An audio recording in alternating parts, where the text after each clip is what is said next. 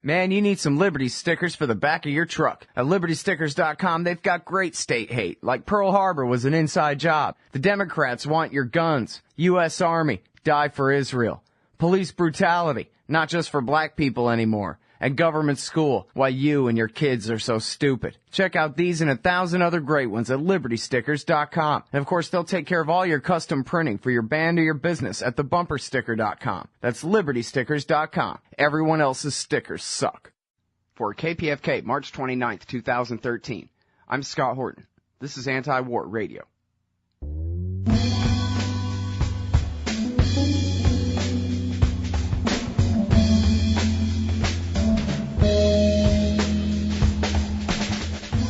All right, y'all, welcome to the show. It's Anti-War Radio on KPFK 90.7 FM in L.A. every Friday from 6:30 to 7 here. You can find my full interview archive, more than 2,700 interviews going back to 2003 at scotthorton.org. Introducing Phil Giraldi. He is Executive Director of the Council for the National Interest at councilforthenationalinterest.org. He's a former CIA and DIA officer. Writes for the American Conservative magazine and for antiwar.com. Welcome back to the show, Phil. How are you doing? I'm fine, Scott. How about you? I'm doing great. Appreciate you joining us today. Great piece you got here, your most recent piece at antiwar.com. Obama beats Bibi on a TKO. Bottom line, the president could have done worse on his recent trip to Israel and Palestine. Yeah, basically, I mean, I'm talking about this trip was, fraught with dangers. I mean, there was a lot of potential that Obama would be find himself in a position where he would have to commit to some things that would be, shall we say, non-desirable. And I was thinking specifically in terms of accepting what the Israelis have defined as a red line for war with Iran, in terms of other commitments that he might have made. So it was, in my viewpoint, Obama kind of did as well as he could have done under the circumstances. Mm-hmm. Now, one very important point that you make in this article is that all the loud talk of America's eternal alliance with Israel really just goes to show how hollow that so-called alliance is, right? We have to actually ask them to please refrain from helping us in any way when we have Middle Eastern wars, because it always just hurts us if we look like our policies have anything to do with them at all. Yeah, that's right. I mean, you can open almost any newspaper, and you could have certainly during the trip that he made, and see that Israel is constantly referred to as an ally. But Israel is not, in fact, an ally of the United States. And as you know, and I know, an alliance requires reciprocity. It requires an agreement between two countries that lay out the conditions by which one country will come to the aid of the other, and how they perceive the relationship as being tied together and so on. There's nothing like that with Israel. It's a constant reiteration of this Israel is America's greatest ally and so on and so forth. It's all meaningless. It's kind of an argument that keeps being made just for the sake of being made, and it's something that Americans should be aware of, but clearly are not. I mean, most Americans do believe that Israel is some kind of a lie. Yeah. Well, it's funny because if you just take any specific example, like the first Gulf War, where even when Saddam was shooting Scuds at Tel Aviv, George Bush was asking them, don't shoot back, because it'll just destroy the entire PR of our operation, which is, we got all these Arab allies helping us because what Saddam did was wrong, et cetera, like that. And so they had to beg him to stay out of our war.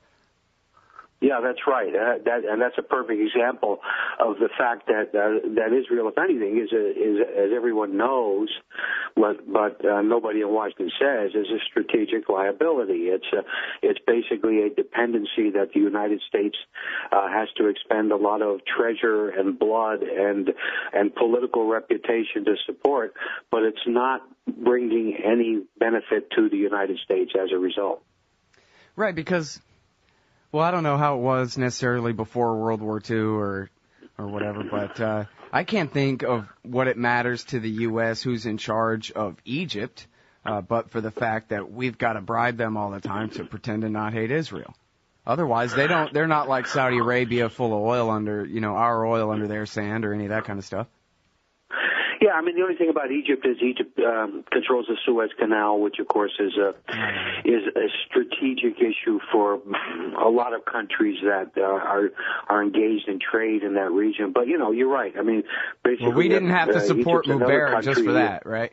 Sorry, yeah. Egypt's another country that basically doesn't internationally pull its own weight in any way, and it's a country that's become a legacy issue for the United States to take care of.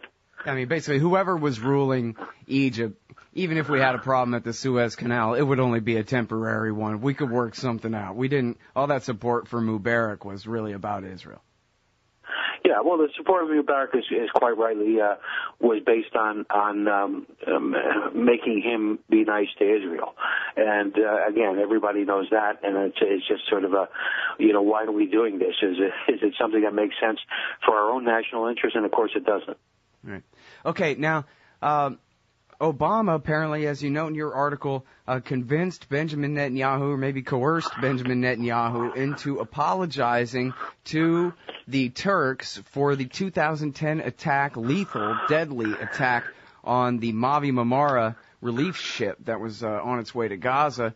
He didn't apologize to the American people for killing an American, but he apologized to the Turks. So what do you think is behind all that? I actually just spoke with Pepe Escobar, and he was saying it seemed to him like this is just helping solidify their pact to continue or even step up their intervention in Syria.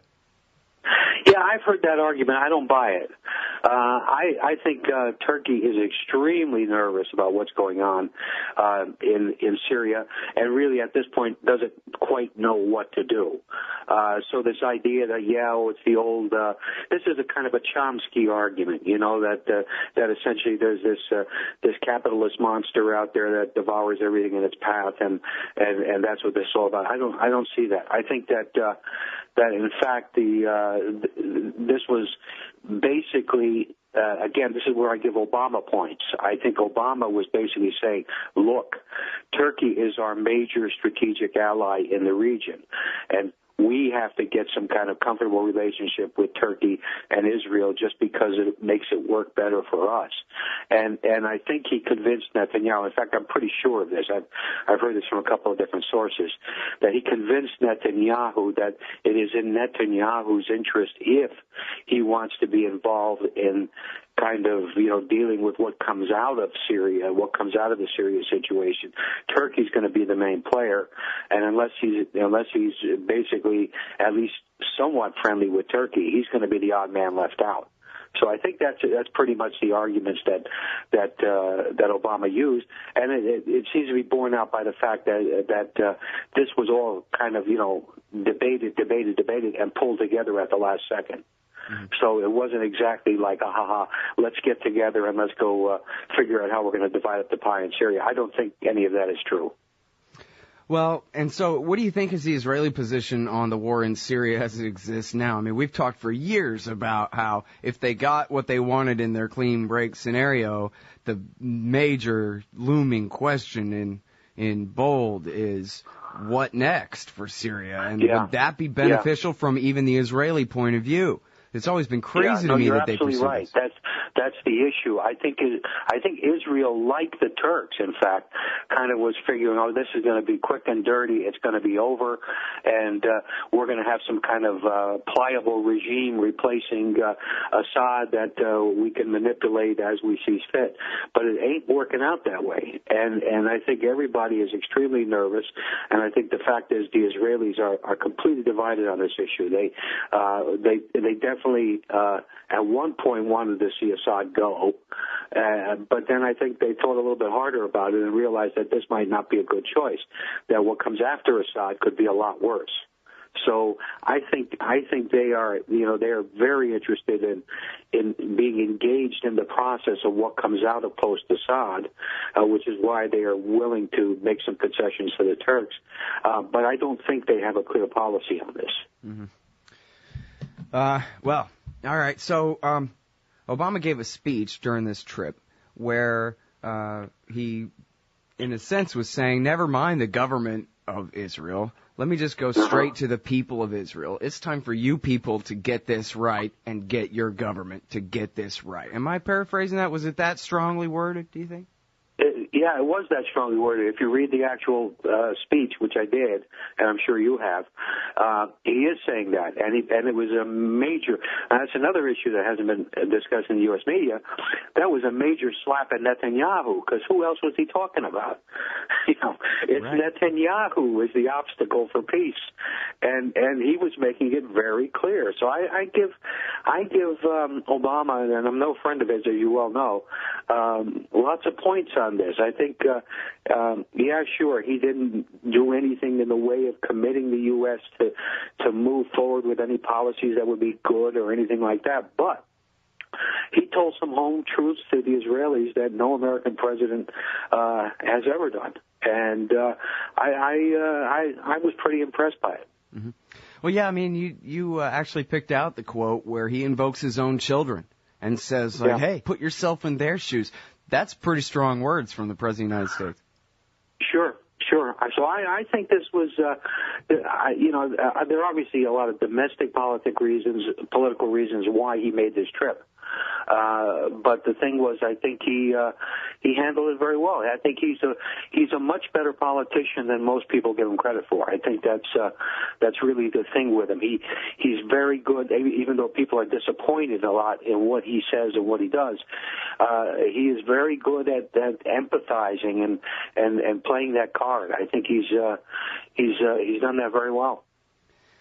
All right, but now, even if he could convince the people of Israel, what they've just done is, well, I don't know what they've done. What the political parties have just done is they've formed a historically right-wing coalition in power there. Mm-hmm.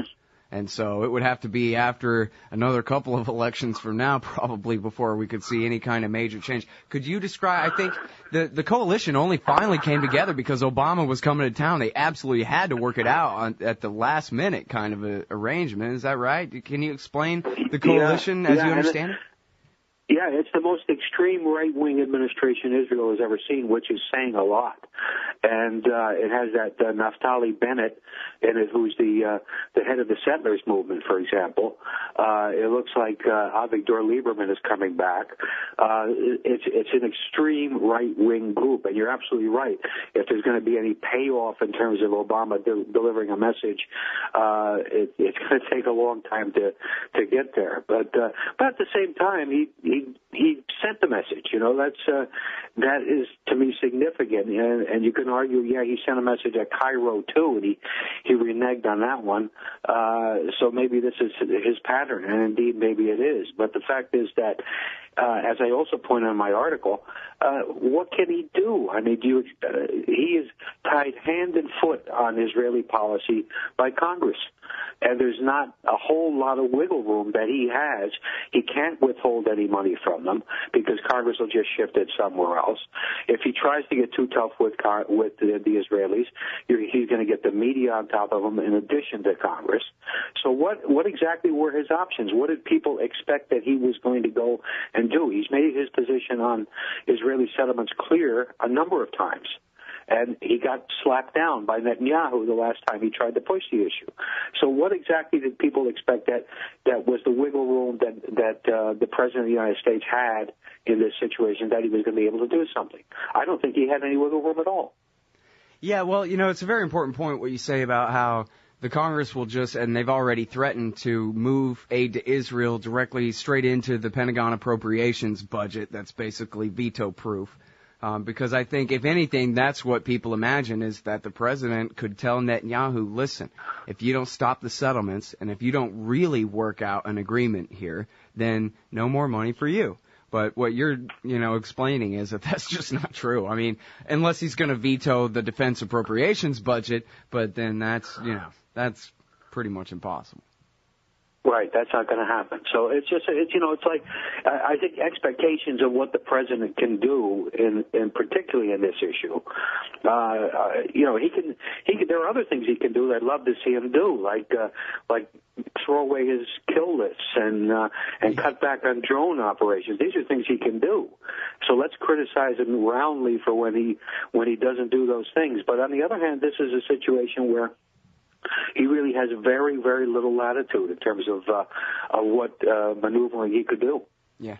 Well, it's interesting. You know, Bill Clinton and George W. Bush, they basically just waited till the end of their administration to fail. You know, Condoleezza Rice's little Annapolis thing and whatever. And it's, a little bit of a PR stunt. Maybe Clinton was trying a little bit, but Obama came into office first thing, like you say, with that Cairo speech. He made this a big deal. He knows how to do it. He's playing three-dimensional chess. He's going to work it out. And, you know, I actually just spoke with M.J. Rosenberg a couple of weeks back. And he said that he had word from inside Israel that Netanyahu almost backed down, that he was a day away from breaking just on Obama really making him look bad, just on Obama having so much, political capital built up, being the one and all of that stuff when he first came into power and his honeymoon time, as they call it, right in 2009. But that Obama backed down on the settlement thing and whatever. I don't know exactly how true that is, but that was really the only card he had to play was just public relations, that he's the nice guy and the Israelis are being intransigent and they need to stop. But that was really all he ever had, and he already blew that.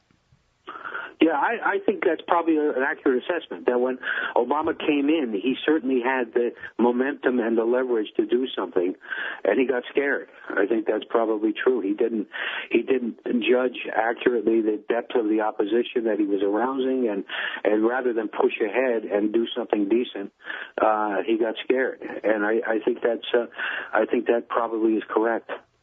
Yeah. Well, and it's pretty easy to imagine that his advisors, like Rahm Emanuel, were telling him it's not going to work anyway. All it's going to do is destroy you. So you might as well just call off the whole thing, because you're not going to be able to declare victory at the end anyway, you know. Yeah. Well, that's the thing. I mean, all this stuff is, those of us who are critics of the administration and everything, I mean, we look at it from our own viewpoint, which is, do the right thing. And that's what we want.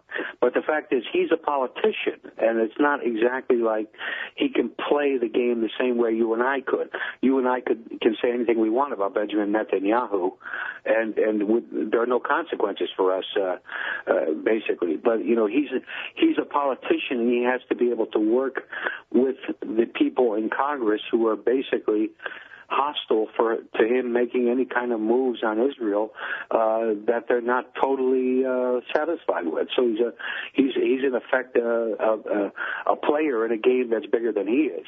Mm. Okay, well now, so how does that dynamic work when it comes to the talks with Iran? I mean, obviously the Congress just wants to pass resolution after resolution after rubber-stamped AIPAC letter and pass more and more sanctions. Are his hands tied there, or can he work out a nuclear deal, do you think?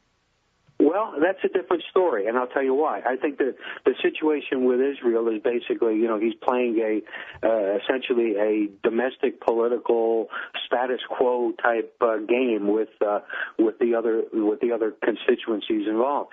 But Iran is a matter of war, no war, life and death maybe for the United States in some very serious ways. And I think Obama is serious about it, and I think he's serious about it in the sense that he is not willing to go to war. I've sensed this right from the beginning. I think you have too. And I really don't think he's willing to go to war. Now that's why he doesn't buy into the Israeli language, why he doesn't buy into the congressional language about what the trip points and everything are, because he basically doesn't want to be pushed into that direction.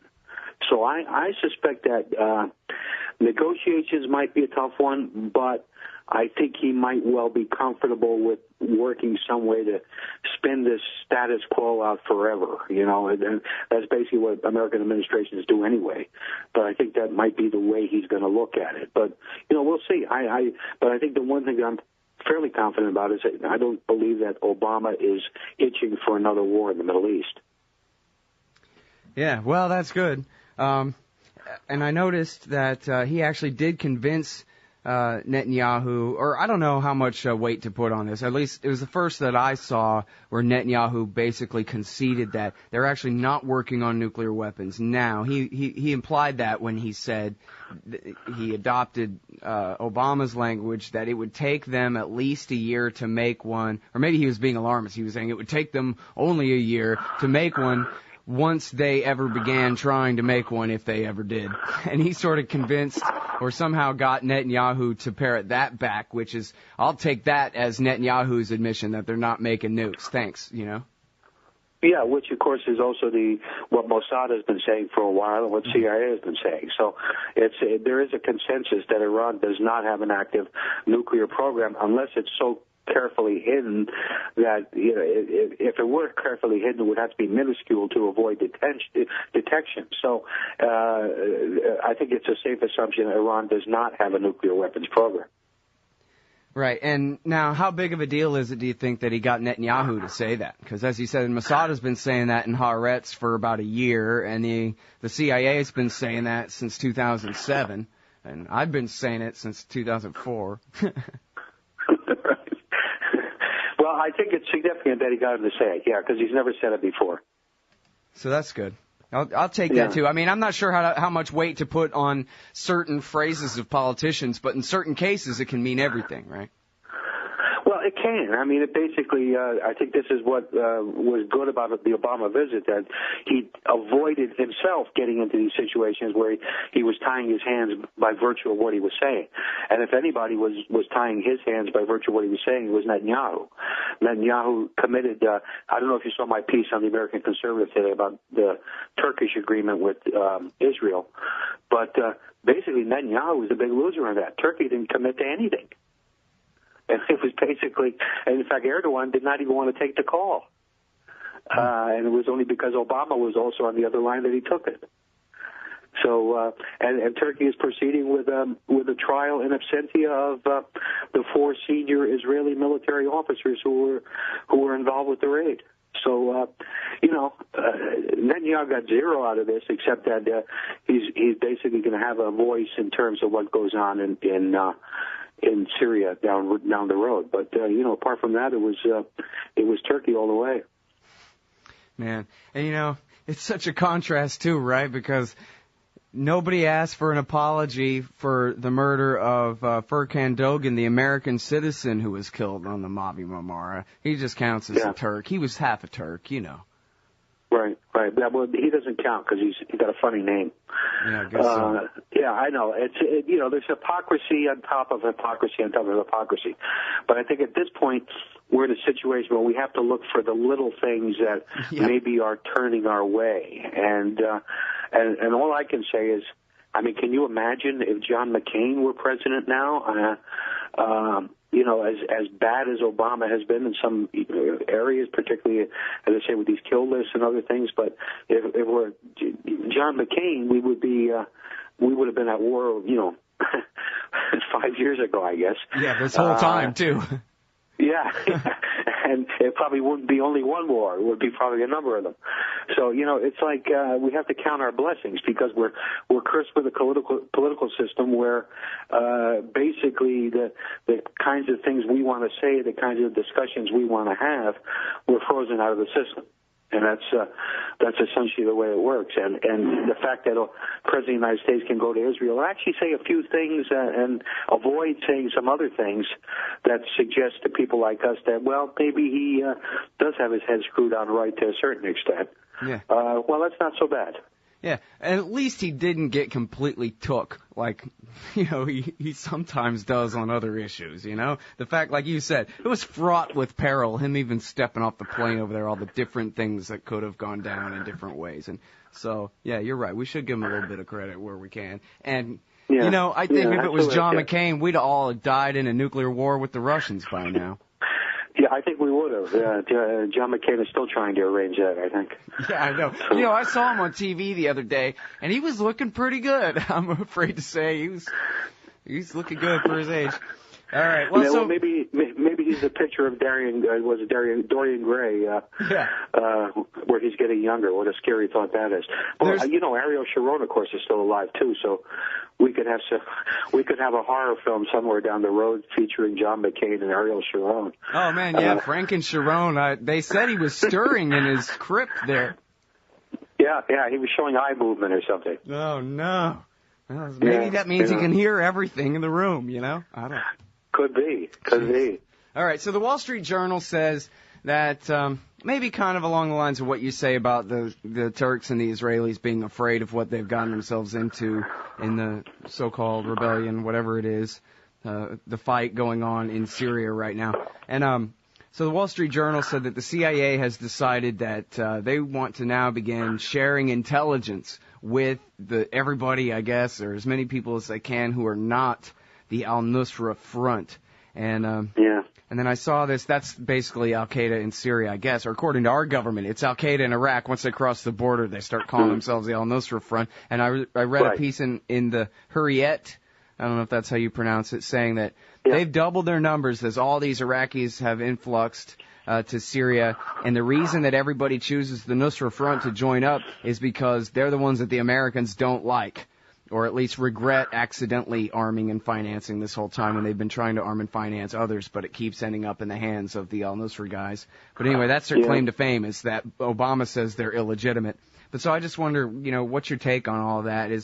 How hopeless is this task? Do they even have a policy at this point in Syria? Well, it is a hopeless task. They don't know who the players are. If indeed a lot of the jihadis that are going over are Iraqis, the U.S. has terrible intelligence on the Sunni region of Iraq by virtue of the fact that the Sunni region has been warring with the central government for quite some time now. It's a pathetic situation. I hear from former colleagues and friends of mine that they don't have any kind of handle on what's going on who the players are. They keep setting up these dummy prime ministers and presidents and governors and putting them in charge of what they say are the democratic elements of the rebellion, but that's just all window dressing. They really don't know who anybody is and what they stand for. So, and this is another case where, like Iran, where Obama's just scared to make it that much worse anyway, right? So thank goodness. Yeah, sure. That's exactly right. Obama clearly is reluctant to go beyond sharing intelligence and certain amounts of humanitarian supplies and also a certain amount of small arms and other stuff too. But the fact is, he's got the tiger by the tail, and he doesn't know really what to do. It's if you get Assad, you get a power vacuum, and you get all kinds of nasty people flooding into the power vacuum, and it's going to be a repeat of Libya. But they should have, they should have talked to me and you. They should have known this back 3 years ago. Yeah. This was not hard to foresee. Well, and the Republicans. That's what tells me about all this. Yeah, the Republicans are only criticizing Obama for not intervening enough soon enough, and so therefore letting these other guys, co-opt and lead the rebellion. Yeah. Well, to get back to John McCain, what is he advocating? Surgical bombing, Yeah. There's no such thing as surgical bombing, first of all. And he's advocating the United States bombing. Bombing whom? It's just absolutely astonishing. How this kind of level of ignorance can prevail in our government and nobody challenges it. When is somebody going to say, "Hey, John McCain, what are you talking about?" But nobody is going to challenge him. Rand Paul is a broken reed as far as I'm concerned. He's grandstanding to increase his own profile, but he's not taking on some of these issues in the way he should.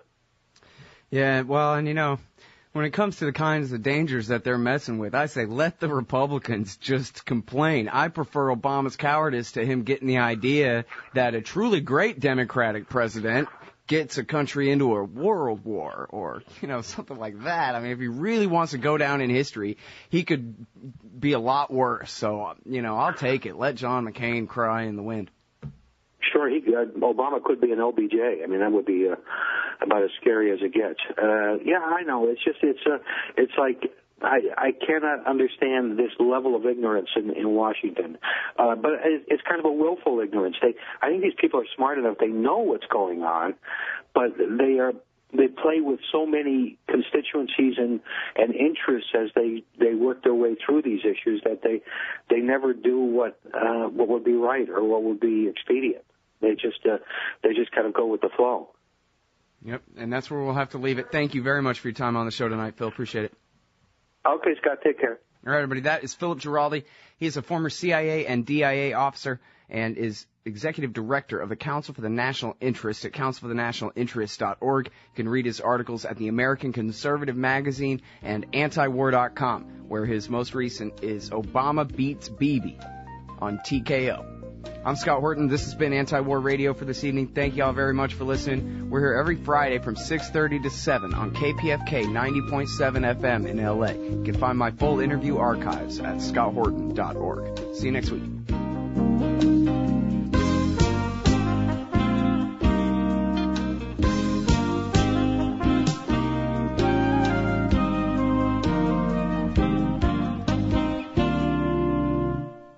Hey y'all, Scott Horton here, inviting you to check out wallstreetwindow.com. It's a financial blog written by former hedge fund manager Mike Swanson, who's investing in commodities, mining stocks, and European markets.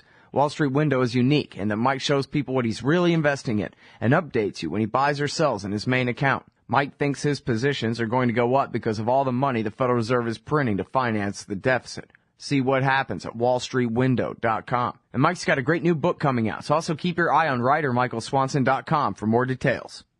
Hey y'all, Scott Horton here for the Council for the National Interest at councilforthenationalinterest.org. CNI stands against America's negative role in the ongoing Israeli-Palestinian conflict, the war party's relentless push to bomb Iran, and the roles played by twisted Christian Zionism and neocon-engineered Islamophobia in justifying it all.